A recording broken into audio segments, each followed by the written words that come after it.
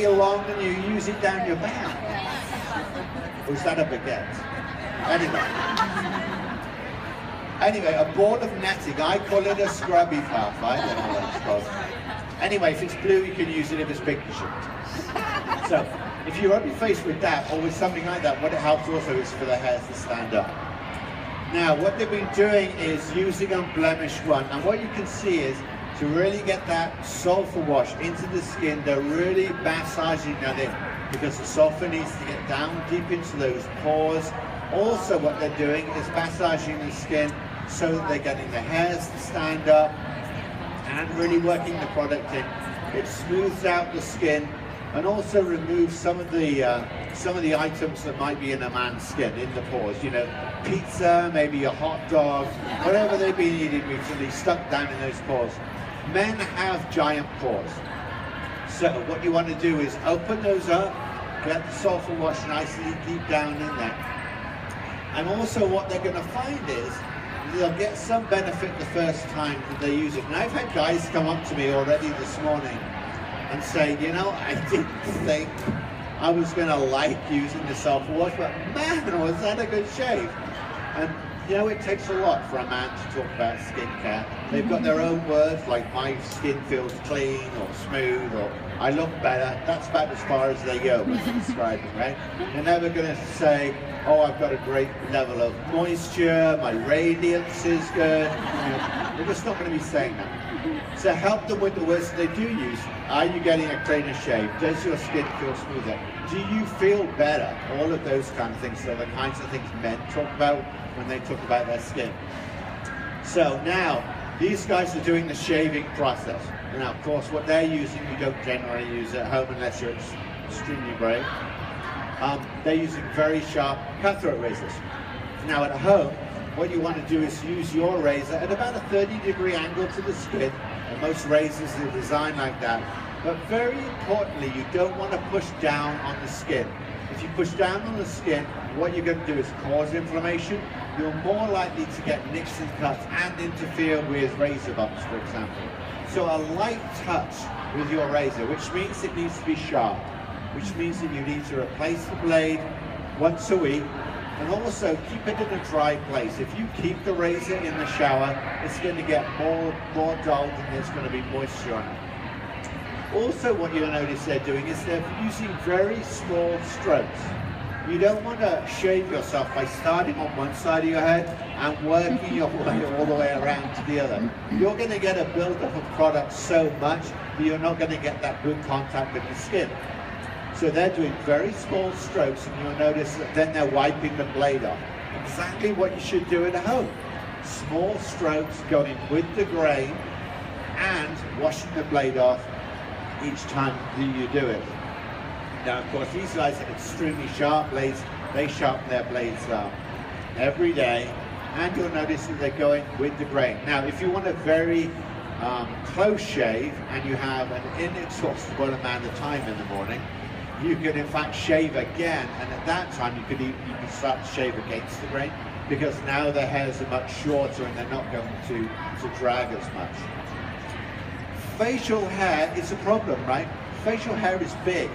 It takes 3 times the force to cut a facial hair than a leg hair. So I don't want to hear any women complaining about shaving their legs. Oh, I had to shave my legs, I cut my leg. Nothing. It's good. Nothing compared to shaving the face. 3 times the force. A leg hair is almost made up like a tree. So if you do a cross section, there's 5 to 7 layers of it. A facial hair is 10 to 15 layers, much bigger, and it's often a strange shape. So that when you cut it, it twists in the skin. It's called the torque. Engineers talk about torque. When I say torque, it sounds like I'm saying T-A-L-K. What I'm saying is torque. I have to say it like a pirate. Torque. It gets twisted in the skin. That twist causes the skin to be pulled, and that's where you get your inflammation from.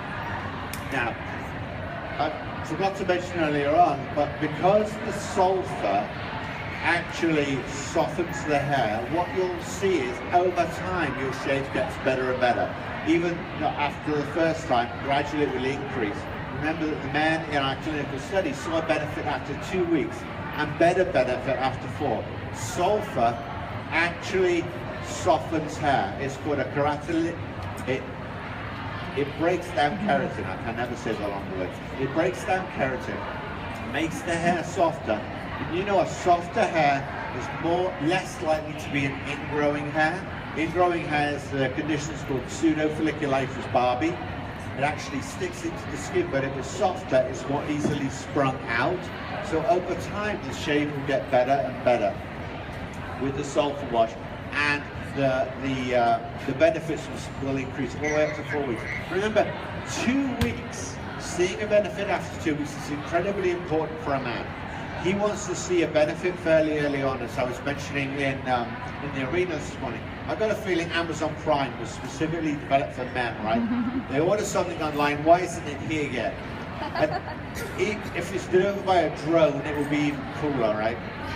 So they're seeing a benefit after 2 weeks. You're not going to get a guy to wait for 4 weeks or 8 weeks to see a benefit. So 2 weeks is very good, and it will give them the confidence in the product so that they will keep using it, which was a great response that we got. So now they're moving on to the second product, which is Soothe 2. I love Soothe 2, my favorite product. Allantoin, as I mentioned, they're going to be rubbing that nicely into the skin. It's delivering moisture, but very importantly, it's reducing that appearance of redness. And that appearance of redness, you're going to be able to go out the front door, not only with your skin looking better, but feeling better. And as I mentioned earlier, you're going to want to shave again within 24 hours, maybe even earlier, if you want to shave, that evening. So you need your skin to be under control, and that's really what Soothe 2 is doing.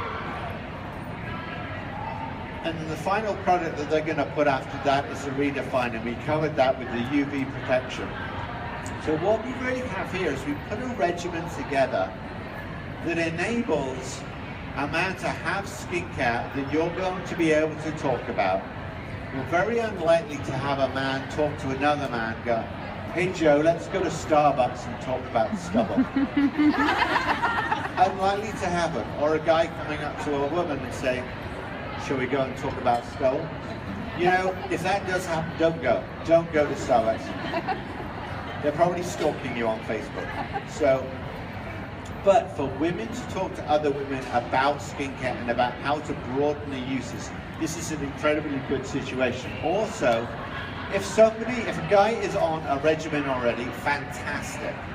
If they're on Reverse, if they're on Redefine, still they can use the unblemished one to shave with, because they're still getting those pores cleaned out, they're still going to get a better shave, but they need to use their Redefine regimen as well. Plus, they could use the unblemished one and the Soothe 2, but still use their regimen.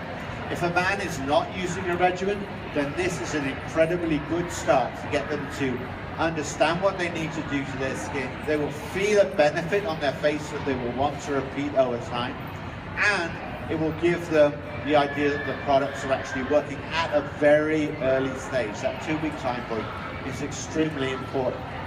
Look, it's looking better already. Look at that. So hopefully, with the men's shave regimen, what you've learned is you can spark conversations. You can spark conversations with other women. You can spark conversations with men about real problems that they have with products that they use, and you can expand who you talk to and what you talk about. It's all about sparking those conversations and using very powerful products. Remember, all OTC products with very powerful ingredients. Remember a little bit about the differences in the hair, what the products are doing. Men like to have that little bit of information that another guy doesn't have. Those little snippets, they always want to be one up. Enable them to have that, the more intelligent shave for your skin. And we have our first timer look at here. He looks beautiful, beautiful. Thank you so much.